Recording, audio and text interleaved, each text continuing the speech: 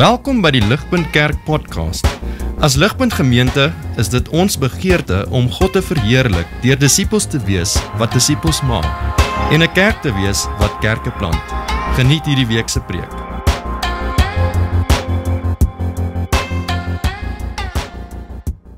So die groot vraag vir vanaand, soos wat ons kyk na die teks wat gelees was, is hoe moet ons dink oor wonderwerke?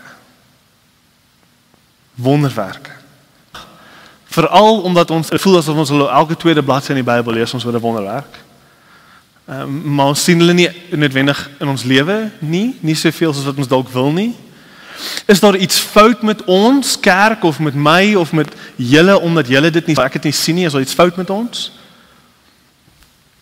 Hoe moet ons dink oor ouens, leiers, boeke, kerke wat gereeld praat oor wonderwerke, asof dit elke lieg gebeur en deur hulle bewerkstellig word?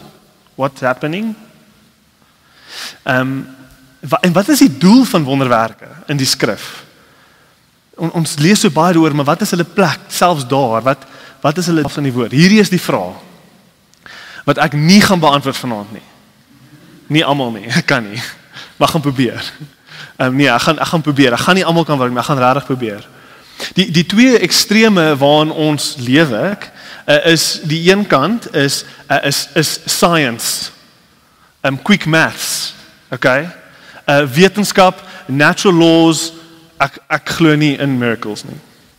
Ek wil net na God se woord kyk en mooi beginsels uithaal, maar as ek 'n miracle sien, dan blaai ek gou verby, en dan as ek weer kyk, as ek deur die hele Bybel, want ek kan nie, ek glo nie noodwendig in miracles nie, of ek glo daaraan, maar God is te klein in my lewe, vir my om bid daarvoor, of om kanse te vat. Wetenskap is eintlik groter as God, want ek vertrou so bietjie meer in wetenskap, en in dokters, en in die mediese. Ek sal na 10 dokters toe gaan en 1 keer bid. Okay, dis die een ekstreem. Okay? Die ander ekstreem is, ons jaag net heeltyd wonderwerke. Ons jaag net, ons soek net wonderwerk. Waar is die volgende wonderwerk? As jou kerk nog nie iemand uit die dood uit opgewek het nie, is nie 'n regte kerk nie. Is nie 'n regte kerk nie. Want julle praat net in tale, dis basic stuff daai. Jy weet, julle het nog nie iemand. Dis gepaard met hierdie oortuiging kom die idee. Jy's eintlik sonde. Jy doen sonde as jy moderne mediese gebruik. Moenie Panado drink nie, bid daai ding weg. Hoekom gaan hy nie weg nie? Jy het nie genoeg geloof nie. Nie genoeg geloof nie. Hoekom gaan jy dokter toe gaan nie? Bid, geloof. Wie kort dokter gesien? Die ander ene? En op 'n spektrum, soos wat ek dit selfs verduidelik, dink ek, jy kan jouself al so 'n bietjie plaas waar jy land. Dalk is jy nie heeltemal aan een ekstreem nie, maar jy's dalk wonderwerke maak jy so 'n bietjie ongemaklik. Jy's dalk so 'n bietjie aan hierdie kant. Nie daar nie, maar jy's so 'n bietjie. Of dalk is jy nie daar aan die ander kant nie, maar ja, kerke wat nie wonderwerke, wie is hulle? Jy weet bietjie aan daai kant. Vanaand, soos wat ons kyk na die heel eerste wonderwerk in Handelinge, is my begeerte dat God se woord vir ons 'n raamwerk sal skep waarin ons wonderwerke kan soos wat God dit bedoel het deur sy woord. Sodat ons nie in een ekstreem val nie, maar sodat God se woord ons regtig in die middel inbring, in 'n gesonde balans bring.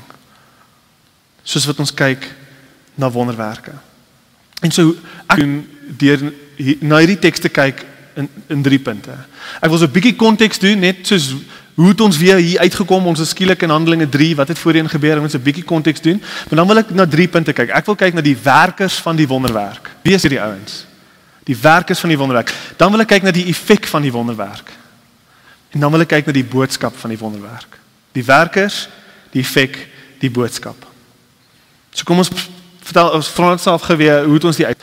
As ons moet onthou, ons is deel van hierdie veldbrand, hierdie beweging wat Christendom is in Handelinge. Ons is al in hoofstuk 3. Die beweging is nou al goed aan die gang.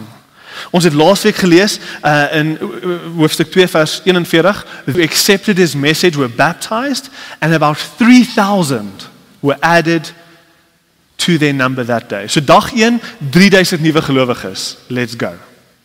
Okay? Groot beweging. Daar's momentum, daar's herlewing. Hierdie is die eerste herlewing. Ons hou onsself besig. Ons het 'n span van soos 10 mense wat by Ligpunt werk. Ons hou onsself besig met 300 mense en ons het Tim en hande. Ons mense in hierdie beweging en 12 apostels. Dinge is aan die gebeur. Ons 'n groot beweging. Ons 'n veldbrand wat begin is en hy gaan nooit weer ophou nie. Ons lees laasweek dat hierdie beweging, hulle devote hulle selves to the apostles' teaching. Hulle gee al hulle geld en klere en huise weg. Hulle samel alles in. Hulle sorg vir die armes. Hulle sien wonders op wonders. En dan lees ons in vers 47, daily the Lord, groot, dis 'n groot prentjie. Kyk, hierdie alleen is merkwaardig. So watter ander geloof kan so vinnig soveel verandering bring in mense se lewens? Het julle al gaan kyk na die gelowe en gaan bietjie vergelyk die krag van Christendom teenoor ander gelowe? Dis merkwaardig. Hierdie tipe goed gebeur nie. Dis nie dat jy het nie mense wat eendag vir Zeus aanbid en die volk gooi hulle al hulle goed weg, hulle verkoop hulle huise, hulle laat alles gaan en skielik is hulle lewe net verander. Hulle is nie vir mense nie. Dit gebeur nie. Nie so vinnig nie. Mense is moeilik om te oortuig en mense is nog moeiliker om te oortuig as jy hulle gevat. Oornag. Vinnig en sonder geweld. Daar's ander gelowe wat wel al groot bewegings bewerkstellig het, maar met baie geweld. Forceer hulle geloof op mense. Hier is iets soos geen ander geloof nie. In die naam van Christendom, in 'n boodskap van liefde en die redding van Jesus Christus op die kruis, het hierdie begin. En vanaand se storie tel ons op in hoofstuk 3, hierdie die groot beweging is, nê? 3000 mense, the Lord added to the number, as hierdie die groot beweging is. As hierdie 'n veldbrand is vanaand se teks een vlammetjie in daai veldbrand. As die hering 'n 2 ure lank fliek is vanaand se teks een scene uit daai fliek uit. Dis wat Handelinge nou probeer doen. Dit probeer bietjie stadiger gaan, probeer bietjie inzoom. Ons verstaan daar's hierdie groot beweging, maar hoe lyk dit? Wat gaan nie aan? Ons lees dat everyone was filled with awe at the many wonders and signs being performed by the apostles, okay? Baie wonderwerke vind plaas. Okay, maar hoe lyk dit? Haha. Handelinge 3. Kom ons klim in. Dis ons teks vir vanaand. Kom ons zoom in hierdie groot beweging. So kom ons kyk na die eerste punt, die werkers van hierdie wonderwerk. In hierdie groot beweging sien ons iets baie interessant van die twee as Petrus en Johannes. Ons sien Petrus en Johannes op pad om te gaan bid. Nou dit is vir my opvallend, want as ek net gehoor het 3000 mense het tot geloof gekom, het ek gedink, waar is jou strategy meeting, waar is jou visie, leiers op, wie lei al hierdie kerke, wat van die valse, boys, amazing. Hulle gaan bid. We were going up to the temple at the time of prayer at 3:30 vers 1. Dis 'n routine, sien julle dit? At the time of prayer. Dis hulle routine, dis hulle in die midde van hierdie beweging, dit is chaos, die kerk is besig om mal te gaan. Hulle routine is om te gaan bid 3 uur. Op pad gebed toe. Hierdie is hulle prioriteit. En nie net alleen bid nie, hierdie is die prioriteit van saam bid. Elke dag 3 uur gaan Petrus en Johannes en hulle gaan met 'n groep gelowiges saam bid. Dis wat hulle doen. Maar iets keer hulle, nie regtig nie, maar dit doen, iets keer hulle is op pad om te gaan bid, maar 'n verlam, sy hele lewe lang vermal is, stop hulle en vra vir geld. En ons sien dat al is hulle so besig soos wat hulle is, al moet hulle gaan bid, stop hulle en hulle maak tyd vir hierdie verlamde man. En Peter reguit in die oë, ek weet nie of jy vers 4 gesien het, dis nogal 'n interessante vers. Peter looked straight at him, as did John, and Peter said, look at us. Dit is kontak, kom, oogkontak. Ek ry net by een robot verby en ek sukkel en ek kyk net so af. Ek sê jammer, asseblief, ek het niks nie, ek kyk net af. Petrus nee, kyk reguit vir hom. Petrus kyk reguit vir hom. Petrus gee om vir hom.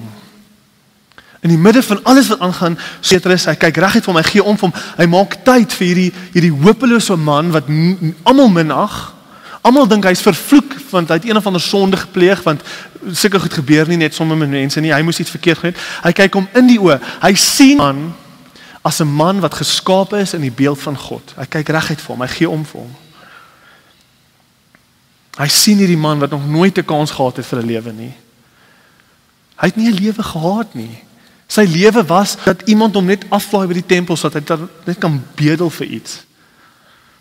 En daar op die pad, soos wat die man vra vir geld, sê Petrus vir hom, silver or gold I do not have, but what I do have to you, in the name of Jesus Christ of Nazareth, walk. En die man staan toe op en loop. Hierdie wonderwerk, maar ek wil hê ons moet 'n bietjie fokus op die werkers van die wonderwerk. Wie is hierdie man? Dit is baie interessant. Ek dink ons kan baie hieruit leer. Petrus en Johannes is op pad om te gaan bid. So die eerste ding wat ons leer is, hulle walk the talk. Hulle geloof is reël. Hulle sê nie een ding en doen 'n ander ding. Wat hulle sê, doen hulle. Die geloof wat verwag word van elke disipel, lewe hulle self uit. Uitermatig. Hulle doen die ding. En nie net die ding, hulle doen die regte ding. Hulle prioriteit is gebed. Daar's iets van hulle wat as jy hulle sou ontmoet het, hulle lyk soos die Jesus waarvan ons lees in die Bybel. Daar's nie 'n disconnect tussen hulle en wanneer jy jou Bybel lees. Daar's 'n connection.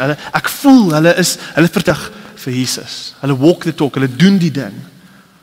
Tweede ding wat ons sien is, hulle is nie untouchable nie. Ek het 'n pel gehad wat vir my geswat het, Mzi. En Mzi het gelove. As iemand goed preek of iemand goed doen, dan gaan hy sê, untouchable, wie is untouchable? Dit was Mzi, dit was sy ding. Ek weet nie, ekskuus, ek het nou 'n bietjie ver gegaan. Dit was sy ding. Okay, hy het gesê is untouchable. Nee, hulle is nie untouchable nie. Op die oog af is hulle er as enigiemand anders nie. Is 2 mans wat loop tempel toe om te gaan bid. Hulle is op die straat. Hulle is naby aan mense. Al is daar 3000 mense wat nou net tot geloof gekom het hulle tyd vir die persoon die laagste op is. Hulle tyd vir die hopelose man wat bedel, want hy's verlam van geboorte af. Hulle ag hulle self nie belangriker as enige ander persoon nie. Hulle ry nie rond in fancy karre te die normale mense waarvoor Jesus lief is nie. Sien julle dit? Derdens, ek sê dit weer, maar dit is amazing, hulle doel vir die dag was gebed. Hulle doel was nie om 'n wonderwerk te gaan doen die dag nie. Dit was nie hulle plan nie. Hulle het nie 'n meeting gehad met al die apostels en sê, boys, die kerk loop bietjie droog. Kan ons net gou ons moet gou tempel toe gaan en gou dinge opstryd en gou 'n bietjie van 'n crowd bymekaar maak en gou 'n bietjie van 'n wonderwerk doen dat ons net 'n bietjie vlamme onder hierdie ding kan. Dis nie wat hulle gedoen het nie. Daar was geen strategie nie, dit was spontaan. Sien dit, die wonderwerk het plaasgevind van natuur. God het sy hand ingetree in 'n situasie in. Spontaan, dit was so vinnig, nê? Jy soek geld, nee, ek het nie vir geld nie, ek het vir Jesus. Gaan, kom gaan. Dit was so vinnig. Dit was so spontaan, dit was so kragtig. Niemand sou dit eers gesien het. Dit sou gelyk het asof Petrus neerdal en praat met 'n man en dan staan die man langs hom op. Dit is so vinnig. Hy het nie 'n lang uitgerekte episode gemaak om 'n punt te probeer maak om aandag te kry nie. Sien julle dit? Dit was nie 'n show. Niemand sou dit eers regtig agtergekom het nie. Die enigste rede hoekom mense dit agtergekom het, is omdat hierdie man bekend was. Mense het hom elke dag daar gesien. Die vierde ding wat ons sien van hierdie wonderwerk is, daar's geen tekens om hulle van mag of geld of invloed wat hulle probeer behou of gebruik nie. Sien julle dit? Daar's geen mag of geld of invloed nie. Hy het nie geld om vir die ou te gee nie. Al wat ek sien wanneer ek vashak by mense wat al die moderne wonder doen en kerke volmaak, al wat ek sien is geld. En die God se woord sê vir ons, ek het nie geld nie, Petrus. Dit is net soveel anders. En die laaste ding van die werkers van die wonderwerk is oor en oor en oor gaan Petrus en hy sê, dit was nie ek nie, dit was Jesus. Dit was nie ek nie, dit was, asseblief moenie vir my kyk nie, dit was Jesus wat die man genees het. Kyk saam met my. Julle volgende stuk, wat ons volgende week gaan na kyk, gaan oor die preek wat Petrus gaan preek, na hierdie wonderwerk. So hierdie wonderwerk lei na 'n crowd toe, daar's 'n groot crowd wat kom. En Petrus vat daai geleentheid om oor te sê, dit was nie ek nie, dit was nie ek nie, dit was nie ek nie. Asseblief moenie my volg nie, volg vir Jesus. Vers 16, kyk in die teks wat net nou kom hierna, vers 16. By faith in the name of Jesus, this man whom you see was made strong. It is Jesus' name and faith that comes through him that has given this man complete healing, as you can all see. As you can all see, kyk net weg van my af asseblief. Werkers van hierdie wonderwerk gaan nie 'n bediening gaan stig en sê Petrus International Ministries nie.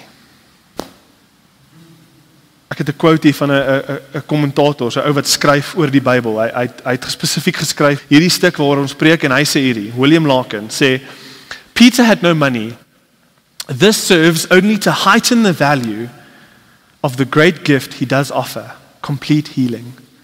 But it is in the name of Jesus of Nazareth that it must be given.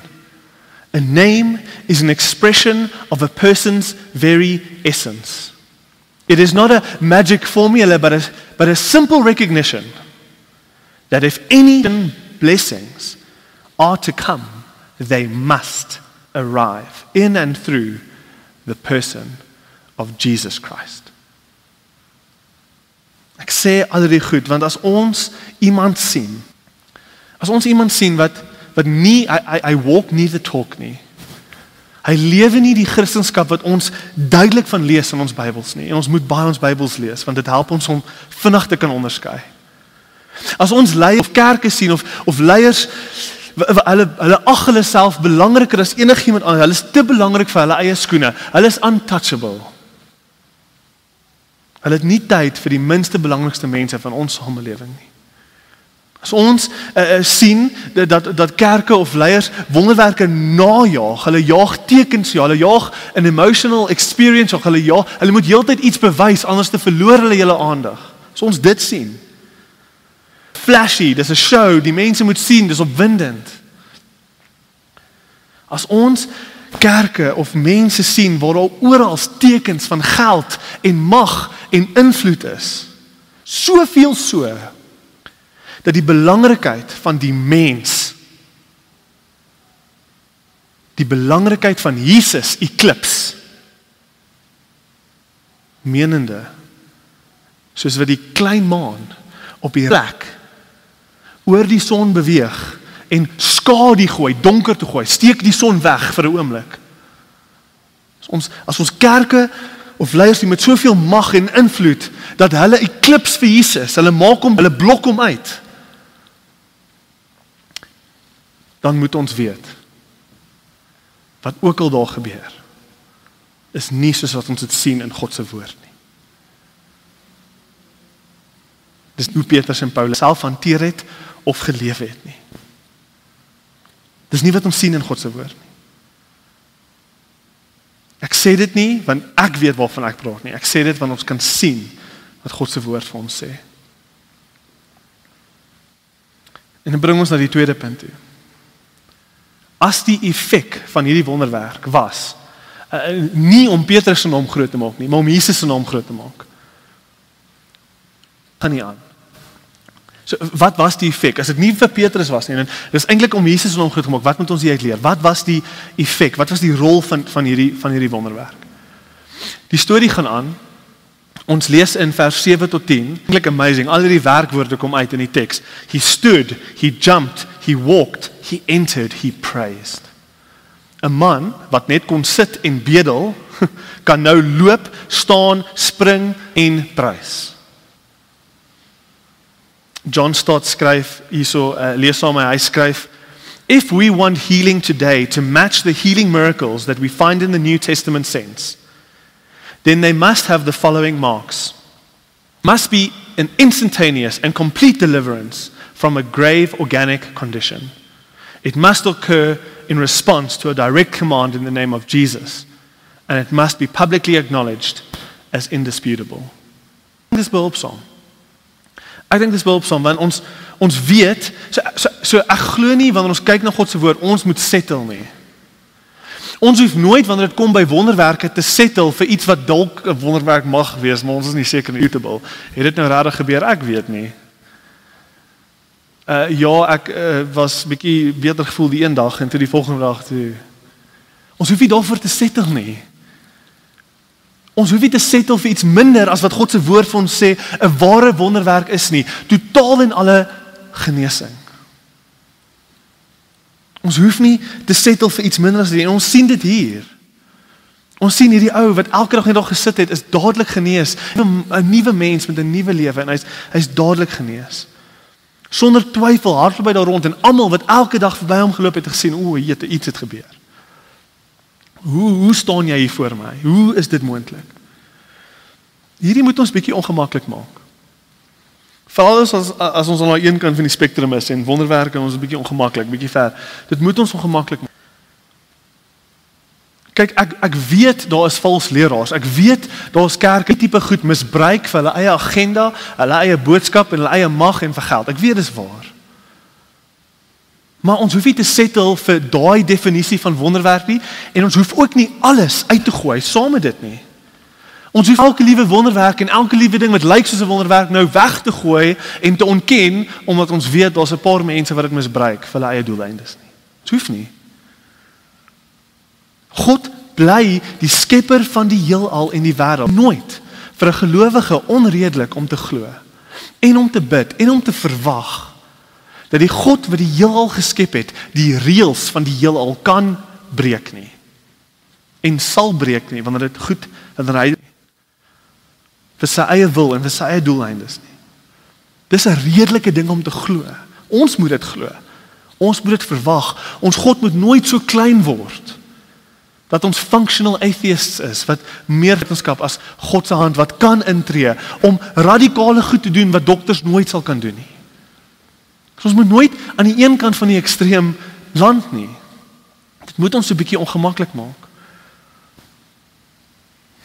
Maar kyk weer na die storie. Ek dink wat ons baie gaan help in hierdie vraag is om te verstaan wat die effek van hierdie wonderwerk was. Want as ons die effek van die wonderwerk staan, gaan ons die rol van die wonderwerk staan. So wat was die effek van hierdie wonderwerk? Die effek was twee dinge. Die effek van hierdie wonderwerk op die crowd was akkreditasie en bevestiging. Akkreditasie en bevestiging. Eers akkreditasie. Akkreditasie is soos 'n sertifikaat. Ek kry 'n graad, ek is nou 'n geakkrediteerde prokureur of dokter ens. Dis akkreditasie. Nou kom almal na Petrus toe. Wat gebeur met Petrus se woorde na hierdie wonderwerk? Sy woorde is geakkrediteer. Skielik is daar gewig agter wat hy sê. Petrus luister vir die ou, hy het nou net iemand laat loop wat sy hele lewe lank verlam was. Sy hele lewe lank verlam was. Daar was nie spiere op hierdie ou se bene nie, daar was nie spiere nie. Verseker nie spiere wat 'n man, 'n volwasse man kan laat opstaan nie. Daar het iets ongelooflik hier plaasgevind.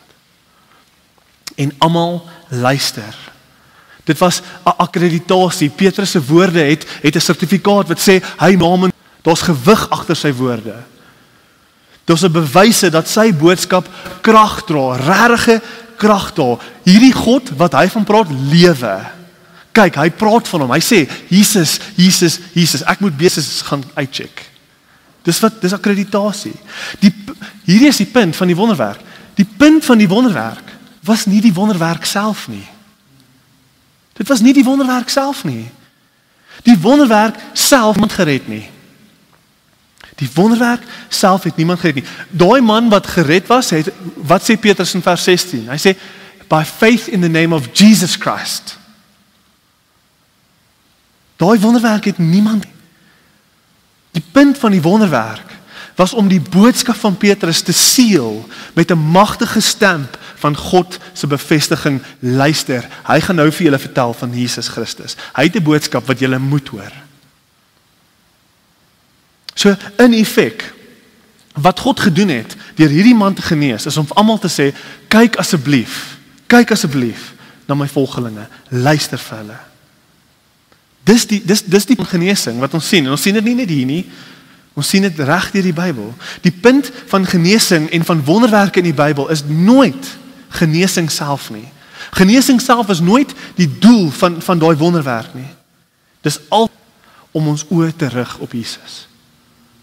Altyd om ons oë te rig op Jesus. As ons oë rig op die wonderwerk, het ons klaar die punt gemis. Dis akkreditasie. As Jesus of sy apostels 'n groot gehad het, as hulle crowd wou gehad het, dan sou hulle net aanhou mense genees het. Nie? Hulle sou net aangehou het, maar hulle het opgehou. Jesus het gesê, ek is nou klaar hier, ek moet gaan preek, want nou gaan hulle luister vir die woord van God. Julle, die genesing in die Bybel, die wonderwerk van genesing gaan soveel meer. Dit is soveel meer as populariteit of geld of invloed. Dit is soveel meer as dit. Hoekom word party mense genees, maar nie almal nie? Want gedeeltelik is genesing 'n bewys van 'n baie belangriker boodskap. Anders sou almal genees word. As genesing die punt. Genesing is 'n bewys van 'n baie belangriker boodskap. Kom en hoor wat die Skepper van die heelal vir julle wil sê. En partykeer is 'n wonderwerk nodig vir dit. En ons moet dit nie ontken nie. Inteendeel, press in. Veral sendelinge. Ek weet nie of julle al stories gehoor het van sendelinge in die donker plekke van Afrika en Islam gaan waar Christus en hom nooit gehoor was nie. Veral in plekke waar die atmosfeer van die plek waarna toe die mense gaan, dis 'n atmosfeer van deurdringende ongeloof. Dis 'n atmosfeer van valse godsdiens wat daai mense glo kragtiger is as God, die Skepper van die heelal. In daai omstandighede sal jy baie hoor. Jy sal baie getuienisse hoor van intree in wonderwerk op wonderwerk om vir hulle te wys, ek is die ware God. Jou idol, jou ancestor, jou tradisie is dood. Hy genees nie almal nie, maar hy bewys, luister vir my, ek is God en ek gaan nou vir julle sê wat julle moet hoor. Dis die punt, dis akkreditasie. En so, as jy jouself in 'n tyd, of 'n plek, of 'n omgewing vind, waar daar 'n atmosfeer is, van deurdringende ongeloof, of valse godsdiens, ek challenge die kerk, ek challenge ons, om groot genoeg geloof te hê, om te bid, in daai tyd, en in daai plek, tot sy krag sal openbaar aan daai mense, hoe ook al hy dit goed dink. Bid daarvoor. Bid daarvoor, dis soveel anders daai omgewing as die goed wat ons op TV sien. Jou naam gaan nie groot gemaak word nie. Jesus se naam gaan groot gemaak word. En die krag van God gaan uitgebeeld word aan 'n mense wat moet draai na Jesus toe vir redding. Ek weet nie wat God daar gaan doen nie. Daar gaan die Heilige Gees jou dit. Maar ons geloof moet groot genoeg wees dat ons die kans sal vat op die magtige God wat ons dien, dat hy daar iets sal doen. Wanneer ons bid en vra dat hy sal. My sussie was so genees. My sussie was totaal en al genees van 'n verskriklike bipolar kondisie. Dokters het haar verklaar as 'n persoon wat vir altyd op pille 5 jaar siek. Sy is genees. Het van ons ou lewe af en ons het gedraai na die reddende simbool van Jesus Christus, die mens van Jesus Christus wat op die kruis toe gegaan het, en ons is almal gered, ons hele gesin. En ek het my lewe gegee vir die kerk. My pa, ek ken hom tot vandag toe, was heeltemal genees van MS, multiple sclerosis. Ek het my vrou gevra om te sê. Ek kan dit sê nie. Sclerosis. Julle weet, MS. Dis 'n ding waar jou liggaam val jou senuweestelsel aan en jou hele liggaam gee in. En ons nie eintlik 'n cure daarvoor nie.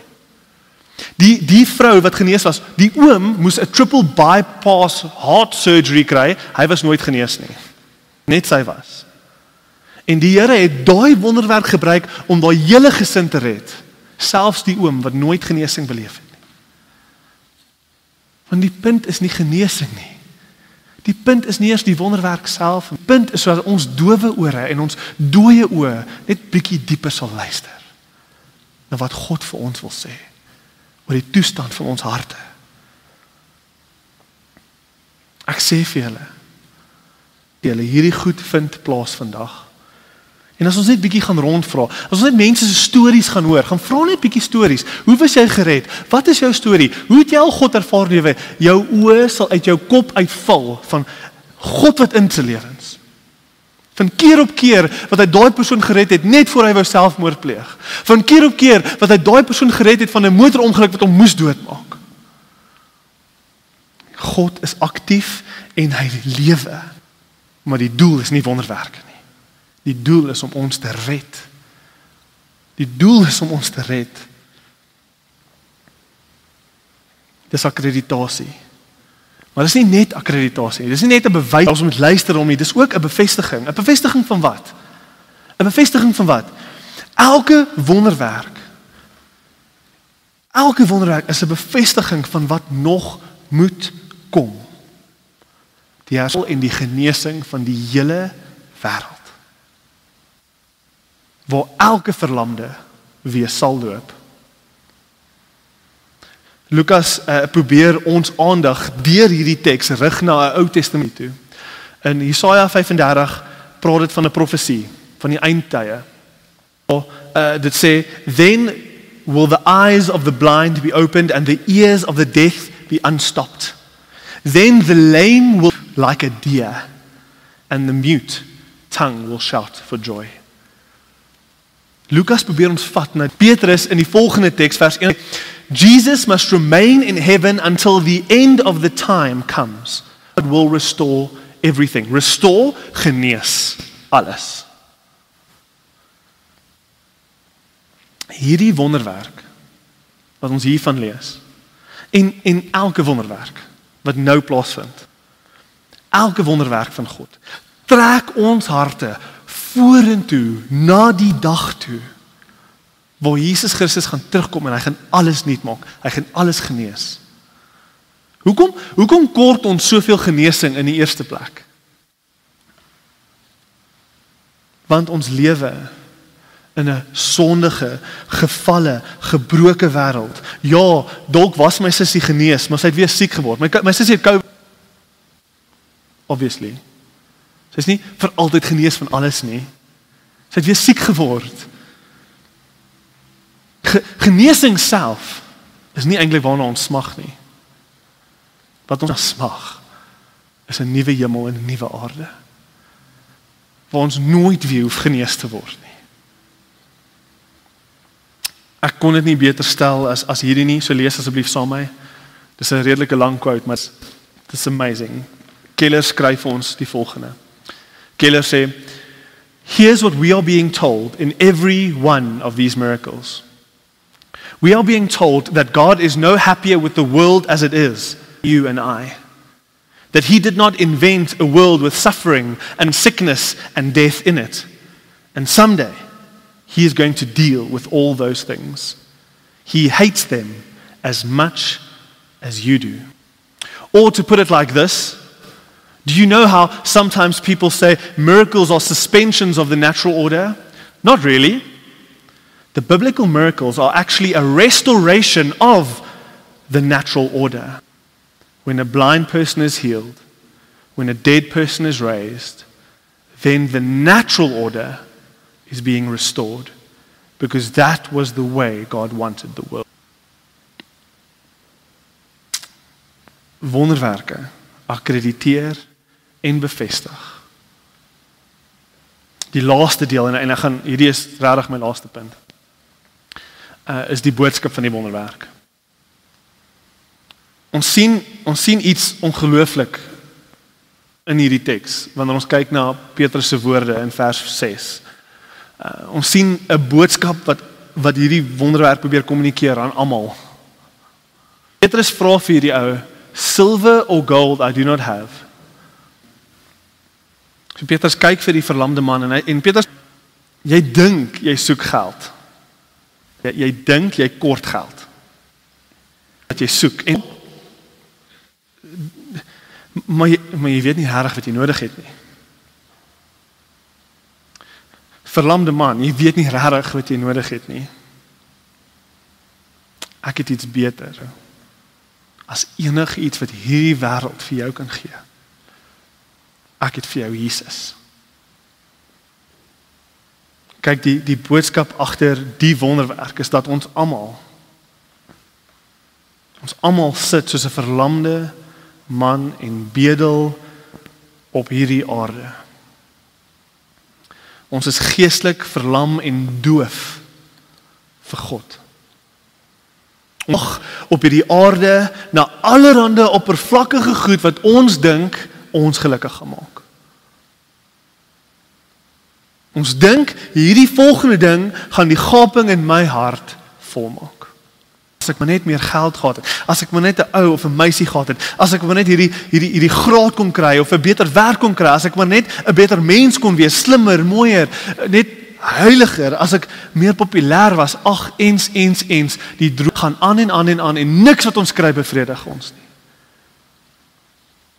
En so sit ons maar ons bedel vir die volgende ding. En ons hoop dit gaan my gelukkiger maak.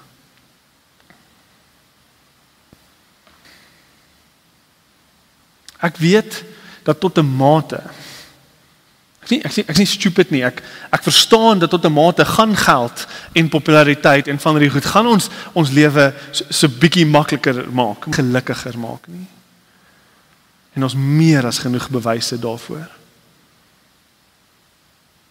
Daar's 'n harde waarheid hier wat die Bybel vir ons oor en oor wil leer. 'n Harde waarheid, ons moet dit hoor. En dit, as ons nie hier, waar ons nou sit, 'n diep geluk en vrede en liefde het nie, as ons dit nie hier nou het, vandag nie wanneer ons daai ding kry nie, as hier, vandag, op hierdie oomblik, soos wat ons hier almal sit nie, as ons nie hier 'n diep vreugde, geluk en liefde en vrede het nie, dan sê die Bybel vir jou op die hardste manier moontlik, niks in hierdie wêreld jou kan gee nie. Niks nie. Niks in hierdie wêreld gaan vir jou kan gee nie. Lees iemand, maak 'n verlamde man loop, ja, hy's dalk gelukkig vir 3 maande, en dan gaan hy die leemte voel deur sy sonde en die sonde van 'n gebroke wêreld afgeruk word. En die gebrokenheid van die wêreld sal hom op 'n ander manier aantas. En dat wat hy het nie genoeg is nie. Selfs sy bene is nie genoeg vir hom nie. Julle, die grootste probleem is nie ons gemak nie. Dit geld nie, dis nie genesing nie, dis nie ek moet heel beter, dis nie die volgende ding na te jaag nie. Daai is nie ons probleem nie. As gemak ons grootste probleem was, sou Jesus met sy eerste koms vir ons 'n nuwe hemel en aarde gemaak het, want dan is ons almal gemaklik. Maar hy het nie. Gemak is nie ons grootste probleem nie. Die boodskap wat God wil kommunikeer deur hierdie wonderwerk, die draai julle koppe na my toe, ek het nou net iets amazing gedoen, luister na my, hierdie is wat hy vir ons wil sê. Hierdie is wat hy wil hê ons moet hoor. Aarde, aandiens, ligpunt, smag na geestelike genesing. Ons is verlam. Wêreld, dit verg baie meer as wat jy dink om jou hart vol te maak en om jou siel te genees. Ons lewe hier fisies wanneer Jesus ons dieper wil vat en hy wil vir ons wys, jy's geestelik verlam, jy's dood, jy's geskei van God. Jou sonde dryf jou elke dag verder en verder van die Here af. En dis nie net jou probleem nie, dis almal se probleem. Dis die boodskap wat God aan ons wil vanaand kommunikeer. Dis die boodskap van hierdie wonderwerk. Smag na geestelike genesing. En ek dink onsself tot 'n groot mate geestelik verlam is, besef ons nie eers die erns van ons situasie nie. Maar hoor God se woord vanaand. Hierdie is wat die Here wil sê. Hierdie is wat die Here vir ons wil sê, ons wat verlam is. God se woord sê vir ons, in die naam van Jesus Christus, staan op en loop. Vanaand wil ek dit duidelik maak. Net Jesus kan jou siel genees. Net hy kan nuwe lewe in jou inblaas. Net hy kan jou skaamte en was. En net hy kan daai gaping binne jou. Net hy kan daai gaping binne jou volmaak. Net hy kan bevredig soos niks anders in hierdie wêreld nie. Staan op. En hoekom? Want ek het kruis toe gegaan. Ek het my lewe gegee en ek het dood gegaan vir jou sondes en ek het opgestaan uit die dood uit en ek het oorwin. Ek het die wêreld oorwin, ek het die dood oorwin, ek het jou sonde oorwin. Staan op en loop in my jou naam nie. In jou naam as jy verlam, staan op en loop in my naam. Vir meer inligting oor Ligpunt Kerk, besoek gerus ons webwerf op www.ligpunt.com of kontak ons gerus by info@ligpunt.com.